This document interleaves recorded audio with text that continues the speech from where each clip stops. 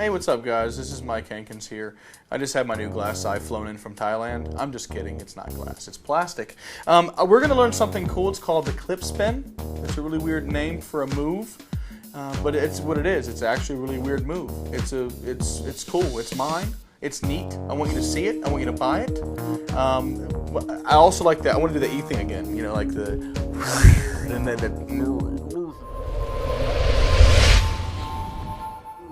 or whatever, like Maury Povich, A Current Affair, the same type of thing. So again, I'm Mike Hankins. You don't want to put my name down there? Okay, cool. I just pointed at nothing. Let's get into it. This is what it looks like.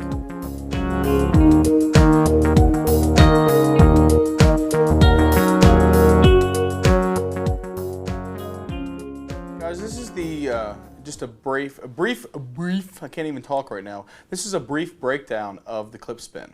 What is it? Well, I'll tell you what it's not. It's not the clip shift, because I can't do it. That's how I actually came up with it. I was trying to play around with the clip shift, and I couldn't get the darn card to, if you don't know how it works, go get it. It's a pretty cool move. This is for people who can't clip shift, or for people who want to do a different type of color change. It starts off the exact same as a clip shift, but then we add some finer touches. Not me. These guys didn't do anything. They're just filming me. They're actually. I have one guy right here on my foot. He's like massaging my foot, and I have some other guy over here actually reading me. It's just really weird. You're not gonna believe this. He's actually reading me the script from Full House season 3, which makes no sense because we all know season 4 is better. Okay, that's when the Tanners were. Okay, anyway, so let's go ahead and break this down, exactly how it works, and talk about how this can be used besides a color change, because it also can be used as a control. So let's go ahead and fade right now.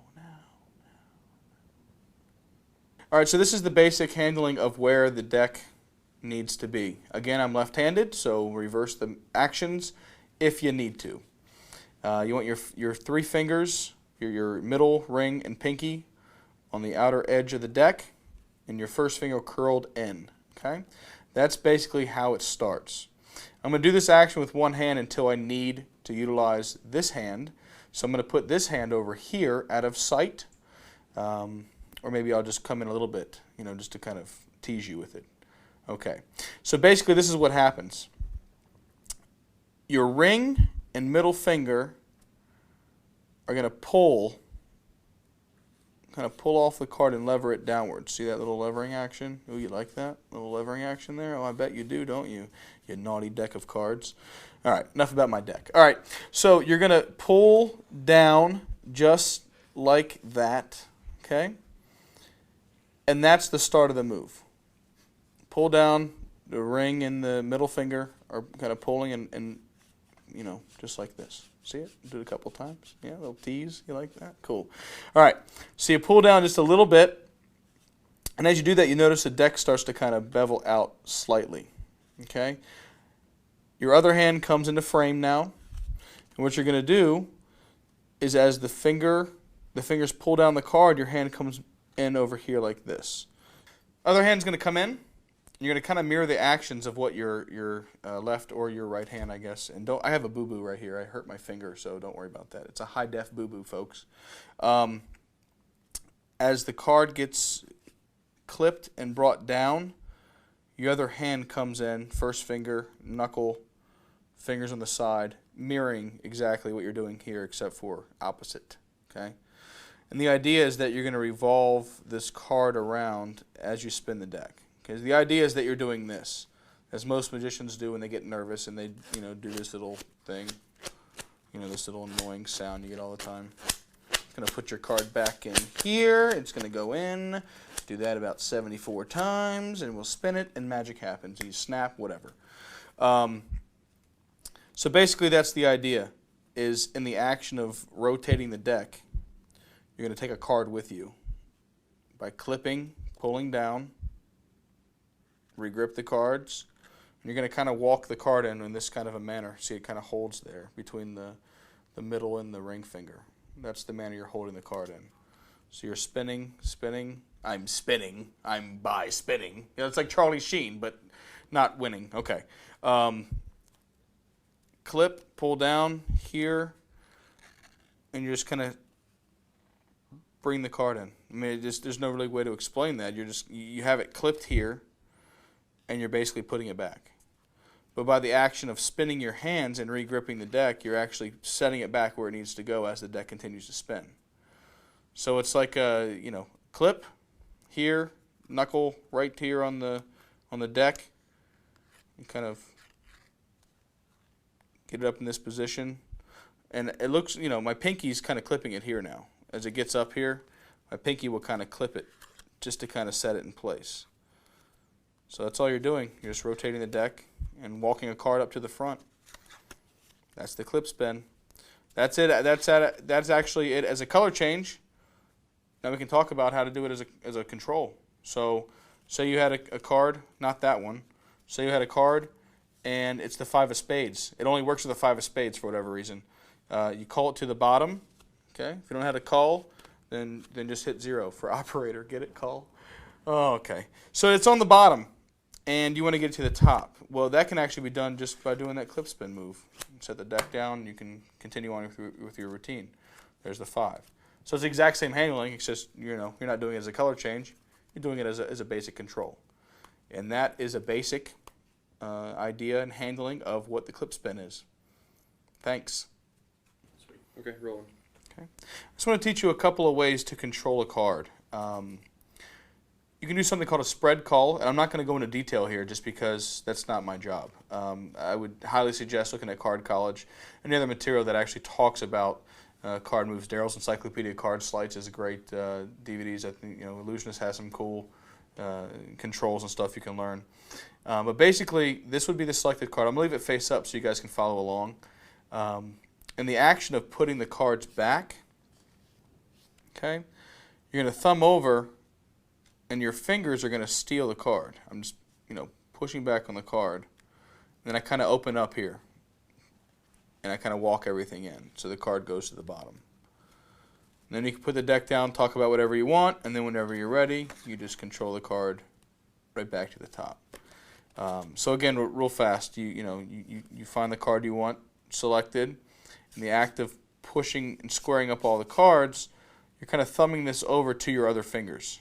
Okay, so look at that. I'm like a neighbor, kind of bringing sugar over. Just makes sense. You know what I'm saying? Like, hey, check this out. Look, hey, I'm gonna give you something. Oh, you are? Hey, thanks. You're welcome. And then you're just gonna pull and let everything clear, and then just close the deck. Now, something else you'll notice too is the deck's kind of sloppy, and I like that because that gives me a reason to square everything up and give it one all-around square, which gives me the reason to kind of do that spin there. You can do, besides spread culling or any type of culling, you can just double undercut. So if you have a selection, you leave it on top. You can get a break above the selected card or below it, and just cut that to the bottom, and double undercut, and the card's on the bottom. And that way you can just do all-around square, control it back to the top, which is kind of ridiculous, I guess, if you're going to double undercut at the bottom, want to bring it back to the top. I don't know. You know what I'm saying. There's a lot of controls, a lot of situations where you'd want to bring the card from the bottom to the top. You'll find that out as you grow in Magic, and if you've already grown, then congratulations. So that's basically the idea of it. Now I want to talk about some hiccups that could happen when you're performing the clip spin. So let's get into that in 48 seconds.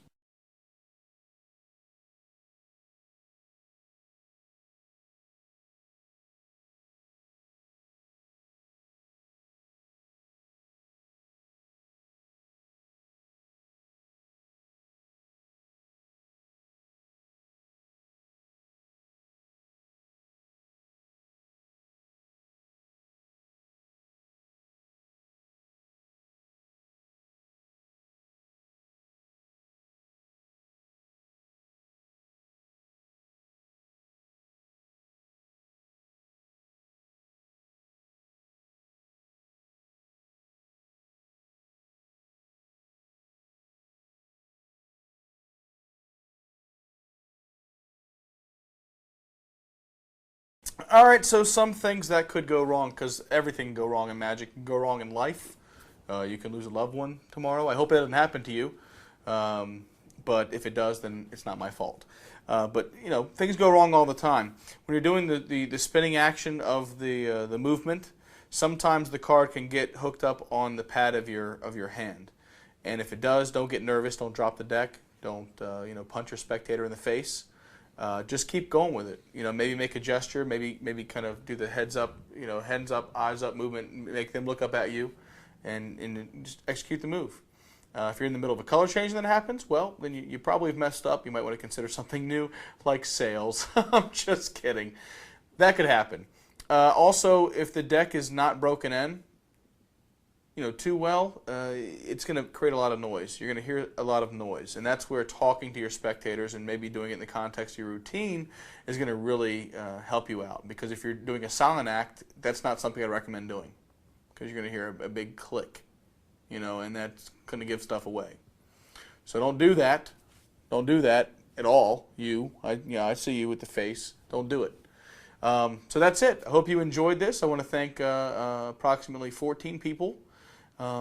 Starting off with my mom, my dad, my sister, Bruce Willis, Samuel L. Jackson, my neighbor, my girlfriend, her name's Michelle, her dog, her son. I want to thank the fourth person who bought this. You're going to get a special prize, a year subscription to Time Magazine on me.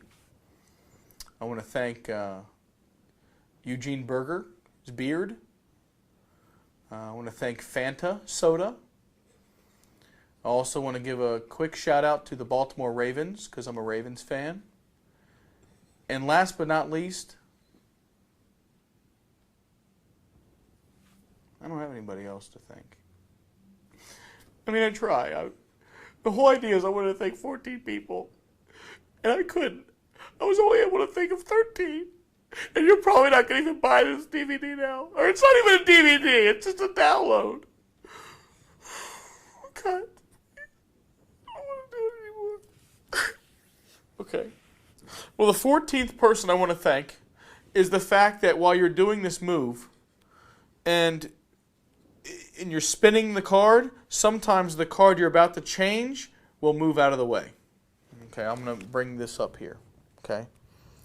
So sometimes when you're doing this move, you're going to get this card moving down slightly.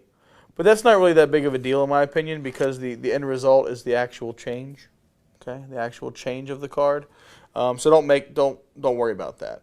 Obviously you want to try to limit that, and you do that by just changing your grip, how much pressure you're putting on the deck, and that should alleviate that.